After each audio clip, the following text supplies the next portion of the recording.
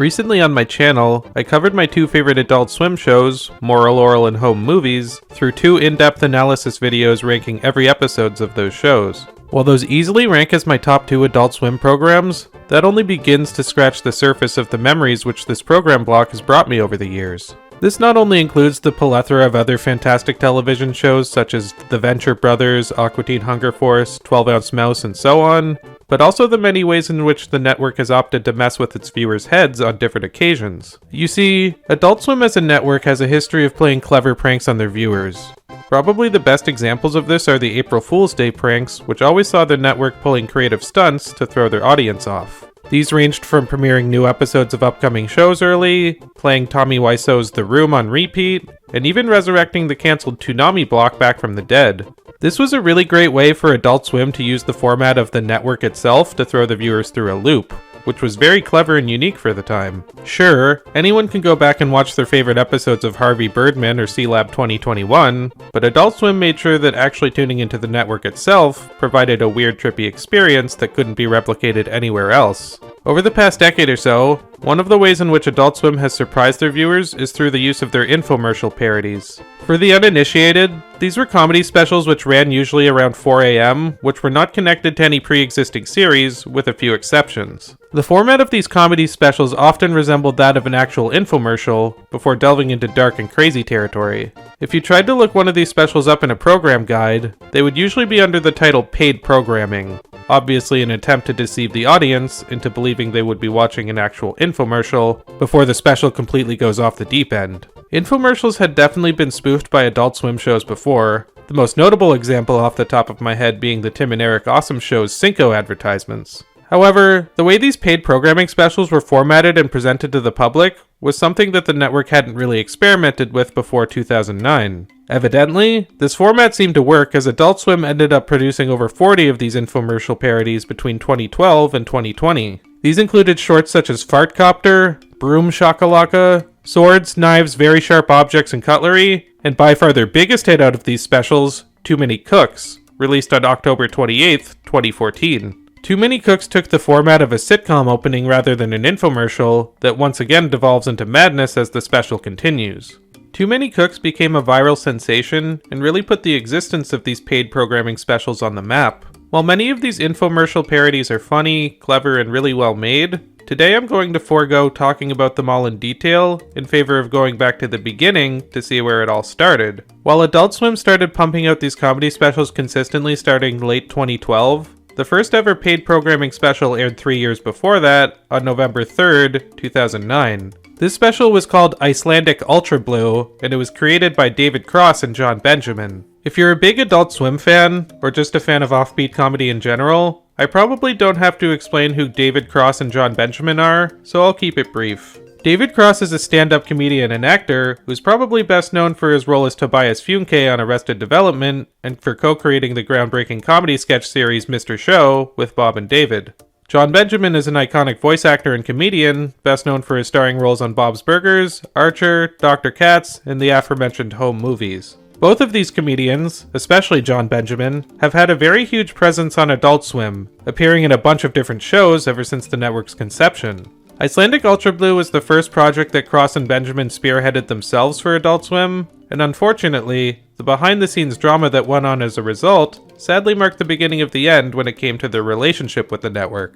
Icelandic Ultrablue as a concept was pitched by David Cross and John Benjamin to Adult Swim executive Mike Lazo. This apparently not only included the concept for the special itself, but the idea to air it at 4 AM under the title Paid Programming. For those of you who are unaware, Mike Lazo was the head of Adult Swim at the time and the creator of the programming block itself, along with the iconic show Space Ghost Coast to Coast. While I haven't been a fan of all of Mike Lazo's decisions as an executive, such as canceling Moral Oral for being too depressing, I do have a lot of respect for the man's creations, as well as the way that he paved a new road for offbeat animation created by many people. Most people in the comedy industry seem to respect Mike Lazo and have had mostly good things to say about working with him. David Cross and John Benjamin, on the other hand, do not fall into this category. Before I get into that, let's examine Icelandic Ultrablue itself. It starts off as a normal infomercial for a health pill to relieve people experiencing symptoms of feeling tired, irritable, or low energy. The great thing is, since this originally aired at 4 AM, the people who were up to watch this premiere likely were feeling those symptoms unless they worked a night shift or were doing a lot of drugs. It further adds to the meta commentary of the special, which I really enjoy. It then transitions to the creator of the product, Dr. Torsten Samuelsson. I find it really funny how he's a Norwegian doctor, despite the fact that the product is called Icelandic Ultrablue. I love the little touches like this that can only be picked up on if you're really paying attention. The special then switches over to Custer testimonials. Despite the actors apparently being somewhat inexperienced, they clearly have a knack for comedy since they exhibit little nuances in their performances, which are really funny in a subtle way. If you weren't aware this was a parody, you wouldn't even really notice, but if you are, you can really appreciate the smaller details, especially near the beginning of this short. After this, the special transitions into a jingle contest featuring potential theme songs for Icelandic Ultrablue. I can actually see a real infomercial putting these jingles in a 15 or 30 second segment. The way that this segment keeps going for 2.5 minutes though makes it really funny. It then transitions into kind of a musical documentary after spending so much time on the Icelandic Ultrablue songs. Prior to this, the segments did feel like the type of thing you'd see in an actual infomercial, so this somewhat finally breaks that illusion. The way that this short constantly transitions between scenes makes it feel very dreamlike. You might even go as far as to say that Icelandic Ultrablue is fucking dreamlike beyond your imagination. In this segment, Icelandic Ultrablue is now an air purifier. I like how it toys with what the actual product is. It's a great way to take a jab at brand recognition and how many people buy products based on the name rather than the effect. This makes this special feel like somewhat of a corporate horror movie such as They Live or The Stuff, which apparently would have been the case if they had continued with more episodes. After this, we transition once again into an animated war scene with air particles. David Cross and John Benjamin do some of the voices here. Cross and Benjamin are Adult Swim alumni, so they wisely chose not to appear on screen in this special, as they knew that their presence would break the illusion for those thinking it was a real infomercial. This is a good time to bring up that they hired mostly unrecognizable and unknown actors to maintain that illusion. I really admire the amount of effort and precision that went into making this pilot feel authentic. The way that they bring this animated scene around to feature the original Icelandic Ultrablue pills is pretty great too. The special then transitions into an advertisement for Nazi Gold, and then into a splinter removal commercial. If you can't tell, everything from the animated segment onward is even more bonkers than what came before it. The guy grieving over his wife in the splinter removal death scene is probably the funniest bit of acting from the entire episode.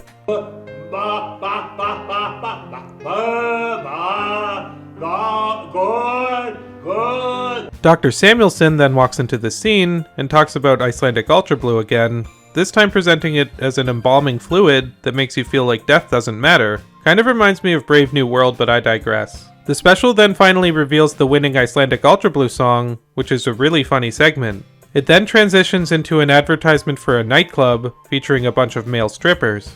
David Cross does the voiceover narration for this part too, and he does a really great job, as usual. I love how the male dancers call it the Icelandic Ultra stuff, and then rub it on their chest in a really funny but awkward way. The special transitions one more time to end with Dr. Samuelsson evilly saying, Phase 1 is complete. To be clear, even though this is the first of Adult Swim's infomercial parodies, which were usually one-off specials, David Cross and John Benjamin pitched Icelandic Ultrablue as a pilot for a TV series. Had Adult Swim picked up the show, it would most likely follow up on the open-ended cliffhanger of this episode. Icelandic Ultrablue re-aired almost every night from Monday to Friday until December 4th, 2009. The series was never greenlit for Adult Swim, apparently due to money-related issues, which we will get to a little bit later. While the special itself was never turned into a full series, as John Benjamin and David Cross hoped it would be, it is responsible for kicking off a new genre of content found on the network for other comedic infomercial parodies that followed. As a result of this, Cross and Benjamin have had their contentions with how everything regarding the process went down. On February 12th, 2015, David Cross conducted a Reddit AMA to promote the release of his directorial debut film called Hits. One of the Reddit users asked if there was a project that Cross had worked on in the past that he wished more people knew about. Cross responded with the following statement. Yeah, gosh. Yes, Icelandic Ultrablue. It was actually called paid programming. Adult Swim completely and totally ripped off the idea. We did it for Adult Swim. John Benjamin and I did it. It's really funny. And the idea that I pitched to Lazo in his office, standing in front of him back in 2008, I want to say, was to do a fake infomercial that would air at 4 in the morning, and it would be called paid programming so that viewers wouldn't know it was fake. And it starts out very realistically and then subtly devolves into this crazy nonsense. But it would really frick with people's heads. Let me make it clear. I think the people who had the concepts for Too Many Cooks didn't rip us off. I think Adult Swim ripped off the idea. And they actually aired it once. It aired at exactly the time I pitched it in that exact way, and they didn't pick up the show.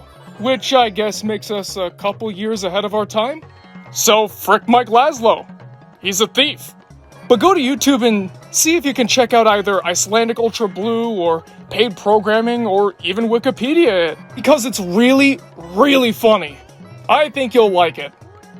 Upon becoming aware of Cross's statements, Mike Lazo headed to Cross's Reddit AMA and responded to the accusations one day later under his own Reddit account. His response reads as follows. Dear David Cross, Jesus Christ, man. What a shit thing to say. Like I could ever need your thinking. Certainly the most awesome thing I've ever read concerning myself. Dude, if you told me to air Atlantic at 4 a.m., congratulations. I might offer you a job in programming. Perhaps even development. However, if you are under the impression that you invented any sort of baffling late-night television, then I must rescind any offer of a development staff position. You might be too stupid. Overall, I'm in a good position to hook you up. I've been making unusual television at Turner TWX almost 30 years. When I was much younger, I remember Bill Tush airing many commercial parodies on WTBS at, let's see, 4 a.m. Uh-oh, I ripped the shit out of that. Late night infomercials, fuck yeah. Original, steal that shit, my idea. If your dumb fuck program, which we have aired repeatedly for years and is not too bad actually, and good luck airing it anywhere else, was really all that good, we'd probably still be making it. I'm just one thief among many in the building, none of whom seem the least bit shy about telling me to get right on with any genius David Cross concept. Unfortunately, you're just too expensive for your amazing 4 a.m. brain creations. Also, it seems you're a totally delusional dick. But look, it's not too late. Recently, I've been thinking about what we could program at 1 a.m. Maybe you and that other Mike Lazo expert, Meg Wright, can come up with another fresh parody idea I can steal. How about a showbiz crybaby series with some ignorant cut and paste commentary? Love your now total enemy, Mike Lazo. While Cross didn't respond to Lazo directly through his Reddit AMA, he did respond via a post on Facebook made on February 16th, this time with John Benjamin. Hey everybody, just wanted to post this response from John and I to Mike Lazo. Been running around, but happy to finally get this one out there. Here it be. Mike, I totally agree. Calling someone a thief is a ship thing to say. But I don't know what else to call what you did. I mean, that is what it was. But let me address your response point by point. Well, I'm not sure what you mean when you write, like I could ever need your thinking. But I did tell you to air Icelandic at 4 a.m. under the heading of paid programming, and as well, urged you not to tell anyone about it so that people could enjoy the process of figuring out what the heck they just watched was. In fact, that's the whole, and sole, point of contention. So, you will offer me a job in programming? And possibly in development as well? Okay, well, thank you for that. But please, Mike, for the love of God, don't make me go over this a third time. Once more, here goes. Neither John nor I believe, nor did we ever believe or claim, or anything of that nature, that we invented any sort of baffling late-night television. Of course we know that. I'm not saying that word. That is not aged well. I'm just gonna dub this over with something else. I'm not mentally handicapped, nor did I just wake up out of a coma that I fell into in the early 50s. Once again, for the record, once again, I never said that. As well, I am fully aware, as I have always been, that neither John nor I invented making fun of late-night infomercials. I can't state that enough, apparently. I agree. You've been making unusual, and often great and wholly original, television shows for quite some time now. Heck, I've appeared in a great number of them. Like, literally dozens of various episodes from several shows. I'm not sure why you included the stock exchange abbreviation for Time Warner, but good for you. I am, and remain, a big fan of what you've meant to TV in general. But again, the deviousness of taking John and I's idea as your own? That we can't forgive. Now, as you know, I grew up in Atlanta. As you may not know, I used to watch the Bill Tush show all the time. Loved it. Remember a young Jan Hooks? I do. I even remember when TV first stayed on the air in Atlanta for 24 hours. It was Channel 11. 11 Alive was their slogan. Remember? I do. Okay, I just looked it up on Wikipedia. Tush was on at midnight. Any commercial parodies would have been within the context of his comedy show, so not the same thing. Maybe you mean when he did goofy news reports at late night. I'm not sure what you're referencing. But again, we're not claiming that you ripped off our idea of a commercial parody. That would be an absurd claim. But let us continue. You then go on to call our show a dumb frick program. And that in the very same sentence say that it's not too bad, actually. That's confusing. It's one or the other.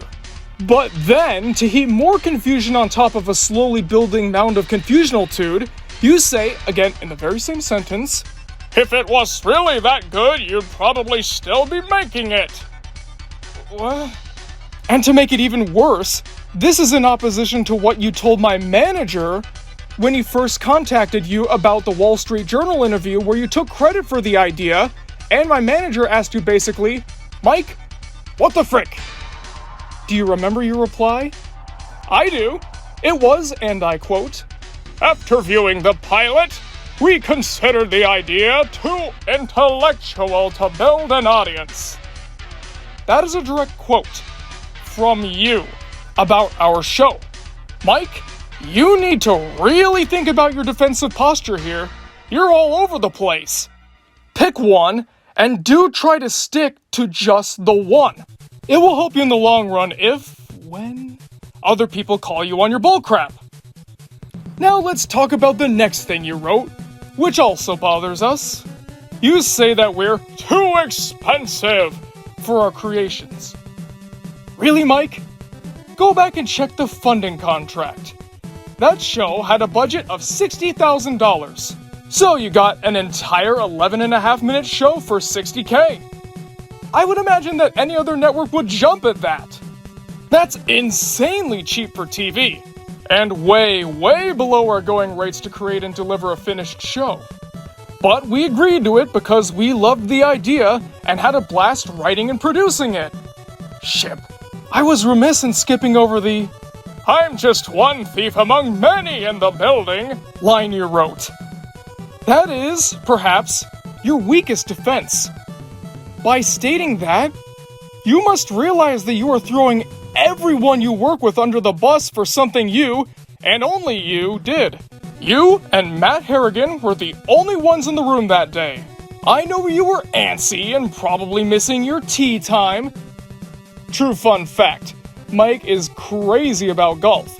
A mild addiction, as it were. Ask anyone. But we talked about this idea for a good 30 minutes. I went over the arc of the show in detail, how it would end with the Phase 1 is complete line with to be continued up on a card following. Then it would be eventually revealed that IUB was created by an alien race to eventually enslave Earth, blah blah blah blah. Again, there were only 3 people in the room. One of them being me. It's really shippy. Very shippy, really. To lump in a building full of your co-workers in what you alone did. They're innocent. Well, I may be, in fact, a dip.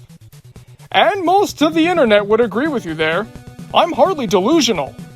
Okay, that's it for now until you release another poorly written and suspect response. But we did get one positive thing from all this. John suggested Showbiz Crybaby would make an excellent heading on my tombstone. Yours in cutting and pasting, David and John.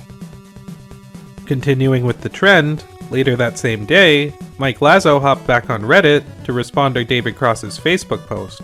Dear David Cross and John Benjamin, I enjoyed the rambling analysis of my letter, and yes, I remember Jan, Bonnie, and Terry, Bill and Ted, but forgive me, outside of lifting 3 8-track tapes from Riches when I was 15, I just don't remember stealing. I don't think you remember me stealing either. I think you read the considerable press about too many cooks and went batshit crazy with professional jealousy. Otherwise, why wait years after Icelandic to dig me with your classic professional slander? No matter, you've now reasonably informed me that the sole point of contention is that you told me to air Icelandic under the heading of paid programming and urged me not to tell anybody about it so that people could enjoy the process of figuring out what the hell they just watched. Okay, you're right. No doubt I blithely stole whatever that was. Didn't you tell me to? I am missing something else? Like we, David Cross and John Benjamin, want our just due money as creators of any Adult Swim 4am time period containing any such programs that people have fun producing. Okay, what's wrong? In your vivid memory of our meeting, do you recall any discussion of anything Adult Swim had made, was making, had scheduled, was scheduling, etc., or did we just talk about your project? Also, golf, which is a great fun. Your agent? I told him the project was too intellectualized to be, admittedly, confusingly polite, but next time, hopefully, I'll just tell him no fucking way it was worth the money. Thieves in the building? Oh yes, many, thankfully. It's the basic nature of creativity, you intellectual dimwits. And I'd say there goes the argument, but due to my love of poor writing, you will find these points confusing and incomprehensible. Ah, Sunday night. I closed this latest board edition with, if we made Icelandic all in for 60k, I swear to God I will eat the category birthing giant live on television at 4 a.m. if we didn't. Will you? Mike Lazo. The dispute at this point was mostly happening between David Cross and Mike Lazo, but John Benjamin finally decided to step into the ring and support Cross's statements. He sent an email to Vulture, a news website who was covering the story at the time, in which he not only responded to Lazo's statements, but included a budget breakdown of Icelandic Ultrablue to counter Lazo's claim that he and Cross were asking for too much money. Hey America and Mike Lazo, it's John, one of the founding members of the Dimwits, pinch-hitting for Dave. I'm not as nuanced as David, but I do have a boorish charm, so I'll try my best I can to respond. I am a fan of the romance genre, so I'll approach it from that vantage point. You stole our idea, plain and simple. Nothing like Ultrablue had ever been attempted until we did it. Your only creative contribution was giving us the forum to do it, and then your ethically dubious creative choice to rip it off and repeat it. As far as timing goes, I did bring attention to the shadiness when I wrote Matt Harrigan, Laszlo Lackey, back in 2012, when you first aired Michael Ian Black's show. I believe you called Your Whole Witch was an info ad parody aired at 4 in the morning, but to no avail. And we're supposed to be okay with your sage conceit that stealing ideas is the DNA of creative types. Like, we're too dumb to know that? I'm sure you get ripped off and are none too pleased about it. Hell, I just saw a Sprint ad that ripped off your text-on-screen ad campaign. Also, now that you bring up money, can't speak for Dave, but I do want some. I think you owe us. Every show that followed ours would not have been done without our initial concept that we gave you.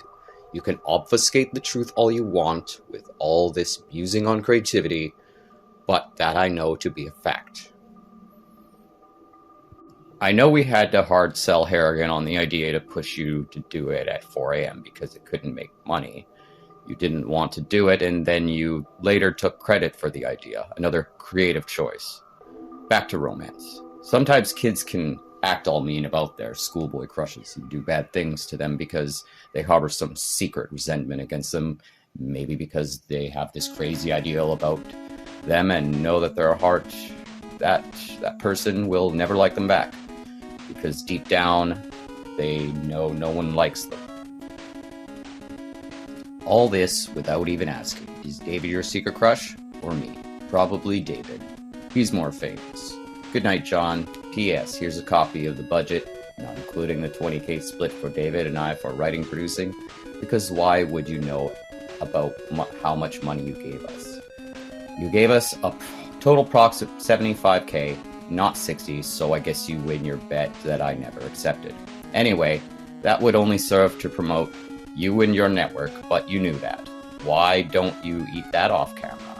It would make more sense to me, John. I can't seem to find John Benjamin's budget breakdown, but I think you get the point. Mike Lazo never responded to John Benjamin's email, and as a result, the Icelandic Ultrablue controversy seemed to fizzle out. It's unknown to me if any further disputes have happened behind the scenes. Since 2015, when this all went down, neither David Cross nor John Benjamin have appeared in any new episodes of Adult Swim shows. Given their long-standing relationship with Adult Swim over the years, I have to speculate that the Icelandic Ultrablue controversy played a huge part in this. Mike Lazo retired from his position as Adult Swim's executive vice president on December 16th, 2019. Because of this, it would theoretically be more welcome for David Cross and John Benjamin to reappear on the network, but that hasn't happened as of yet. Cross and Benjamin obviously have plenty of other projects they're working on elsewhere, but I'd hate to think that they're forever blacklisted from Adult Swim, given their history with the network. Whoever's side of the controversy you land on, Icelandic Ultrablue deserves to be remembered not only for being really funny, but also for initiating the concept for Adult Swim's infomercial parodies from here on out. Check out the special in full if you haven't seen it yet. Special thanks to Hilly and Bran for supporting this channel on Patreon. Also, huge thanks to Trevor from Media Mementos for voicing David Cross in this video. It was really cool for him to do this, and I'll leave a link to his channel in the description. You really owe it to yourself to check out Media Mementos content if you haven't already, especially if you're a big Moral Oral fan, which I know a lot of my audience is. Another big thanks to my brother David and Uno Apex the Headless Gamer for providing the voices for Mike Lazo and John Benjamin. If you'd like to support me as well, follow the links in the video description to donate to my channel on Patreon or PayPal. Also, join my Discord server to talk to me and a few of my other subscribers. And if you feel so inclined, you can also comment, subscribe, and share for more videos. Until next time, Phase 1 is complete.